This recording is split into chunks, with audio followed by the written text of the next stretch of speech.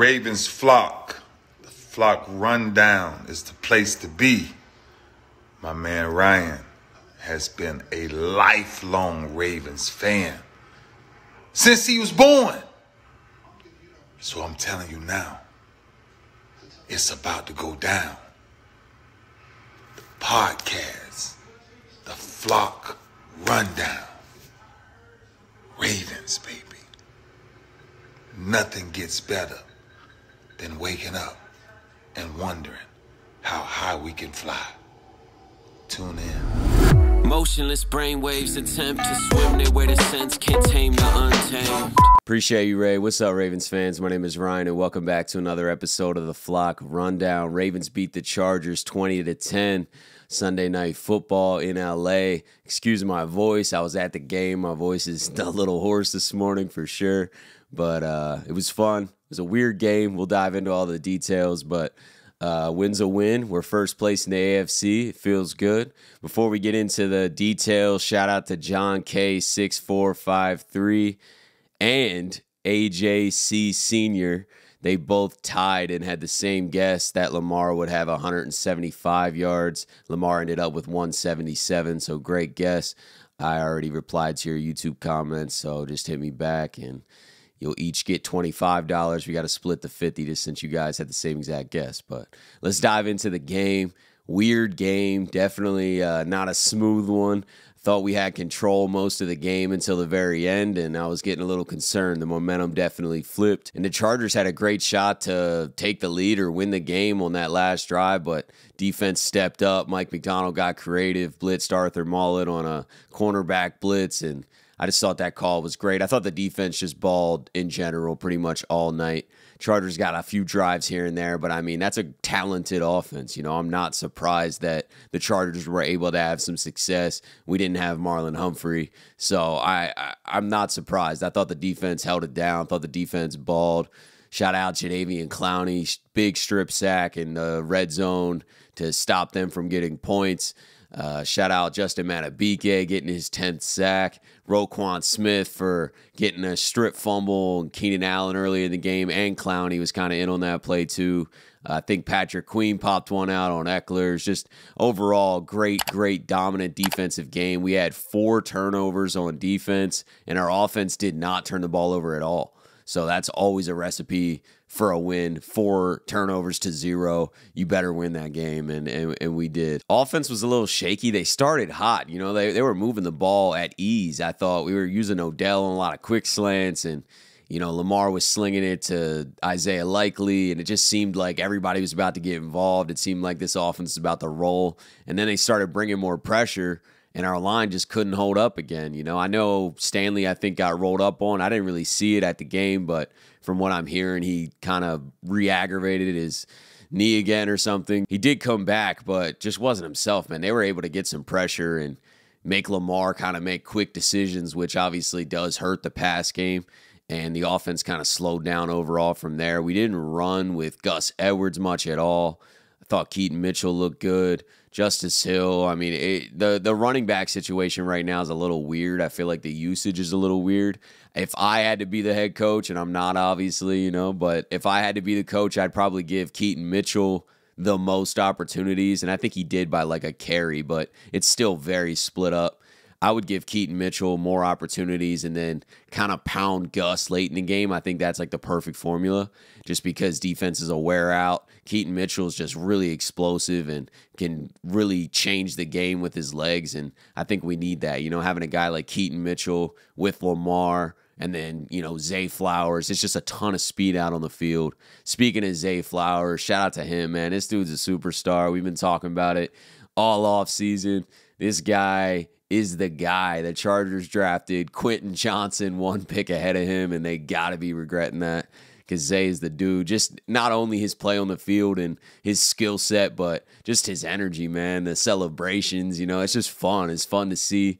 I got a clip of his first celebration. I know Lamar didn't love that, but I thought it was kind of cool. The penalty kick celebration was way better for sure. That was fire. But just Zay, man, 2 touchdowns, just dominant game. Get that guy the ball. But the offense definitely wasn't consistently dominant throughout this game. I thought the coaching was a little odd, just not challenging some of those plays. When at the game, I didn't even see the replay, so I wasn't even very aware that Lamar got that first down potentially on that scramble, and that we ended up not getting on 4th down, but it should have been a first down anyway, if I understand right. Correct me if I'm wrong.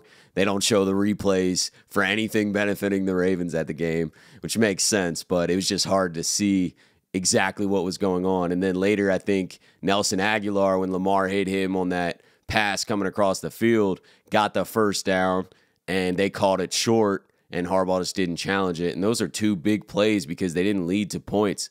So we should have had that first down, and Harbaugh should have challenged that. And then he ends up challenging the forward pass, Keenan Allen to Eckler, which definitely wasn't a forward pass and was a really creative play that, was kind of desperate, but really worked and beat our defense in a crucial moment. So shout out to them for that. But I thought the challenging was confusing and they weren't really locked in making the right decisions. I don't know if Harbaugh was having bad communication with his staff like up in the booth, because at the game you can't see it. It's not like you were at the Ravens stadium and they're showing the replay 10 times on the big board and you can call a T and just kind of watch it, or whatever. Like, it's not like that. They didn't show the play at all. So not the greatest coaching game in that department. I also thought Todd Monken didn't call the greatest game. I thought that we weren't adjusting to the pressure that they were bringing, and it kind of just let our offense unravel. We started out hot and then just kind of died off and were flat. And I know maybe missing Mark had a lot to do with that.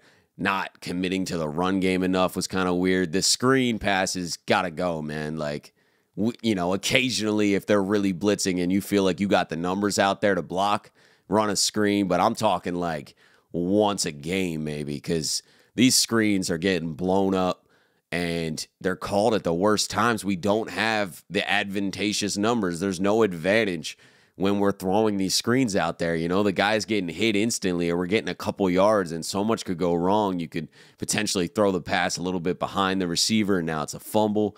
The receiver could just get hurt and get blown up. There's just not enough numbers out there to be running screens. So I don't really understand those calls. I'm not a fan of the screens at all. Not a fan of the wildcat, just giving a direct snap to Gus. Like, let's keep that ball in Lamar's hands. If we want to hand it off to Gus and power run it down their throats, I'm completely down with that.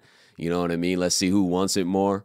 But I don't like putting the ball directly in Gus's hands. I feel like Lamar needs to have it in his hands and create a couple different options. When the ball goes directly to Gus, the whole defense knows exactly what's going on. At least when Lamar has it, there's some options. The defense is still on their toes. Is Lamar going to run it himself? Is he going to hand it off to Gus? Is he going to pass it? There's things to think about. So I just think there's small things to correct. They obviously will. A win's a win. I'm still feeling good about it. The game was fun. That was my first time at SoFi. It's kind of crazy that the stadium's underground. Like, when you walk in, you're at level 300, and then 400, 500 sections are like up in the air.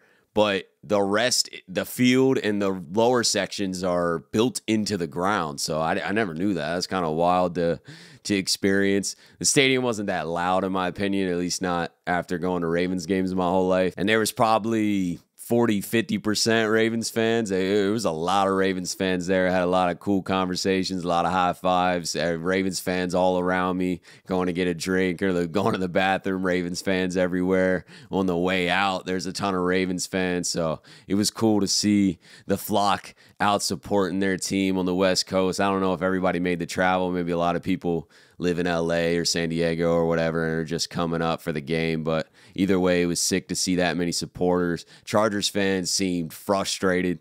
They wanted the coach fired. They feel like this team's not going anywhere. There's a lot of fire Staleys on the way out. And I get it. They're 4-7 and they have a pretty talented roster. So I'd be disappointed as well. And the Ravens are headed in a completely different direction. We got some help with the Browns losing. Heading into the bye, number 1 in the AFC right now at 9-3. I'll take it. I'll take it. And those losses were bad.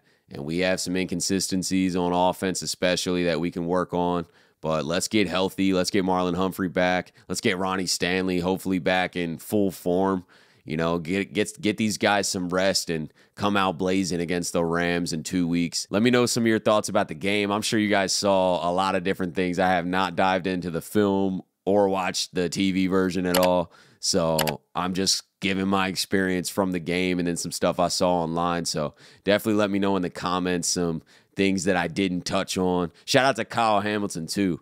That's a late shout out, but dude's a baller, man. Pro Bowl type player. We got another steal in the draft. I just didn't want to end this video without mentioning him, but let me know anything else that I missed. I know I missed some stuff that you guys are aware of that I am not aware of.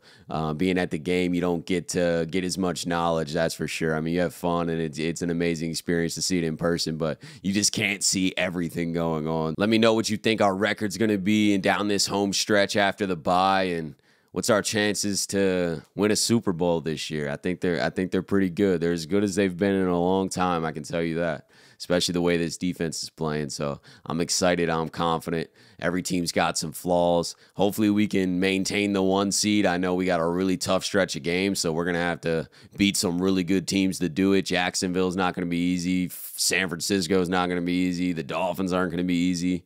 It's going to be tough, but I definitely think we got the team to do it. We're going to make the playoffs regardless. But that's it for today, guys. Appreciate you tuning in to another episode of the Flock Rundown. Have a beautiful rest of your day, and I'll talk to you guys next time. Motionless brainwaves attempt to swim their way to sense, can't tame the untamed.